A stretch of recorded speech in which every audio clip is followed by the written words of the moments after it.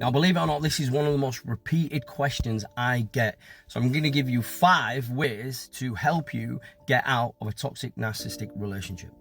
Now, ultimately, seeking support is one of the first things I always advise people, either friends, family, therapists, to help you or guide you through, obviously, this separation from this abusive relationship to obviously finding yourself and feeling secure. Now, the second thing is creating a safety plan, like an escape plan. You have to obviously find somewhere where you can stay and you can feel safe. You also have to gather the concept of your financial documentations, because obviously you don't want to get to this place and have no financial, like, obviously support, because I do know, dealing with a narcissist, they like to try and take all that way, so you're dependent on them.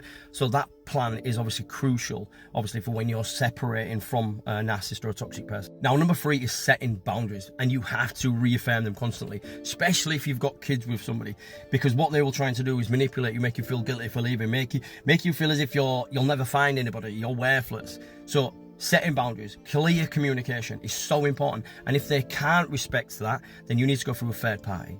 Now, it's also crucial for number 4 to build in a massive positive support friendships with people, because when you're going through this transitional concept where you're going from a controlled, destructive, toxic relationship, and you're trying to find yourself, you can see yourself obviously over analyzing the concept of obviously what you're leaving, and it makes you feel bad because you've been trauma bonded to stay. Even though you know deep down that leaving is going to be the best outcome, you start to feel guilty. So supportive friends, reassuring friends, like going to First Ladies Club, mental health club. And this is for men and women, by the way.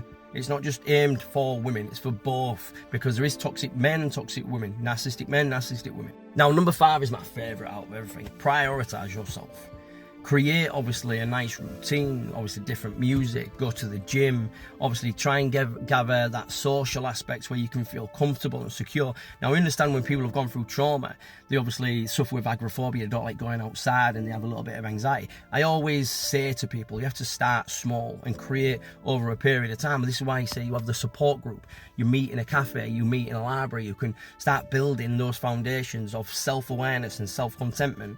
Now, obviously, these are just 5, and I will answer more questions later on down the line, but I do want to say, like, when you understand that you need to get out of these situations, you need to have steps in place, because if you just run and expect it just to be all okay, you can create so much pain and suffering for yourself, and if you have children, for your children.